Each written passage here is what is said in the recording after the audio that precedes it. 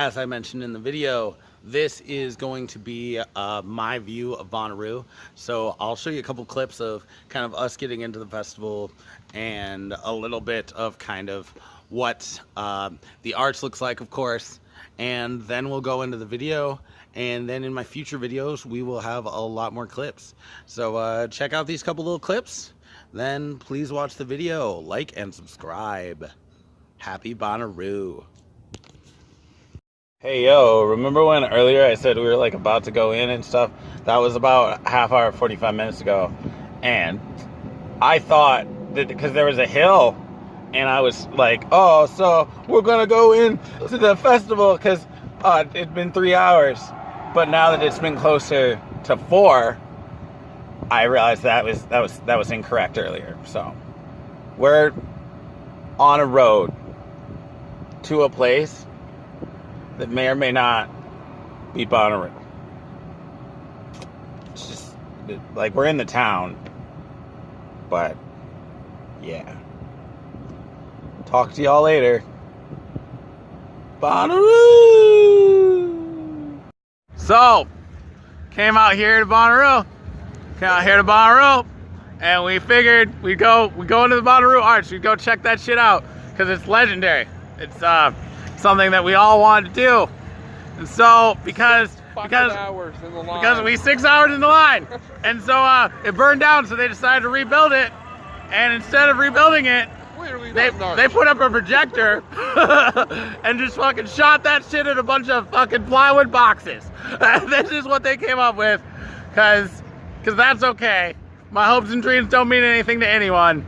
Just plywood boxes and a fucking projector screen that says Bonnaroo. That's your fucking arch. That's your fucking arch. All right, cool. Deuces. Yo, what's up?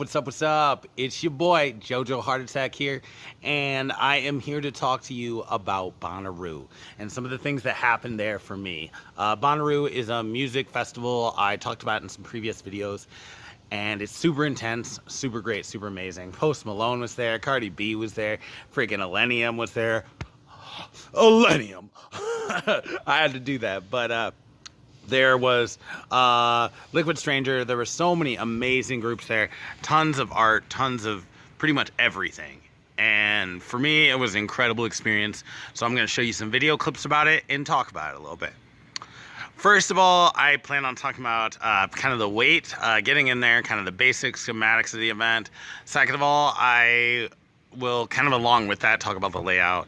Then I'll talk about the experience, the people, the cost, how I compare it to other festivals, and third of all, show you a couple little clips. And then I'll be doing more videos after that, because this is mostly kind of a day one, things I became aware of on day one.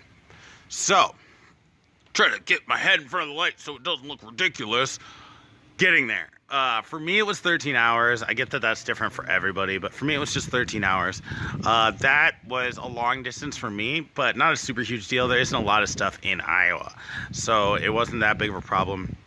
The cost was about $350, I want to say. We just did general admission.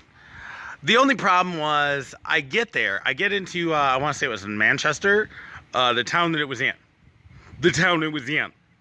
And I was like, okay, so 13 hours, we're done now. We're freaking here. We're about to start freaking partying. That's what I thought.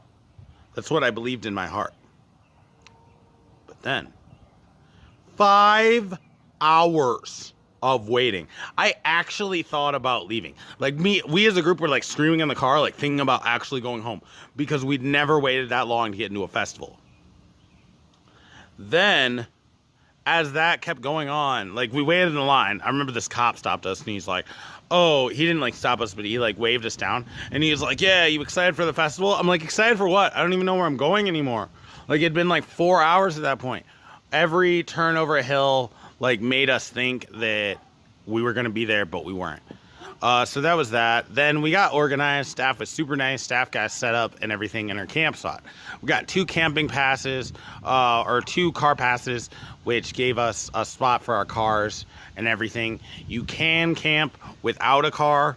You get a smaller camping spot. but our camping space wasn't bad, so I wouldn't be too concerned about that. Other than that, I think our camping space was probably about the size of like 6 cars, but we had 2 camping spaces, so I would expect like a 3-car level space. So it really wasn't bad. It was a good space. It wasn't as big, I felt, as like Lost Lands. Definitely not open and free like GOTJ is or anything like that. Scamp, I'd say bigger than Scamp. Scamp was small. Scamp was tight. I don't think you were allowed to bring your cars in for Scamp, so the spaces were significantly smaller, as your car does give you more. Although your car is taking up a portion of the space, it does give you more space because you can keep things in your car, sleep in your car, do whatever. Then upon that, we had these little pods. Basically, there were 10 pods or 12 pods maybe, and each pod had its own like party spot. It was like kind of like a nightclub bar thing. It's like they were small and they were just kind of entertain yourself close to camp. Then of course there's Bonnaroo, where the main stages were. There was the main stage and then like 3 other stages. They had really cool names, or 4 other stages. That was kind of far away. Also, it traveled through a long line of merch, so that was mildly annoying, but it was perfectly acceptable. What else would I have to talk about? There weren't really any huge negatives besides the lines. I would say my other huge negative would be, we did go see Childish Gambino. Childish Gambino, the sound quality was awful. I absolutely despised it.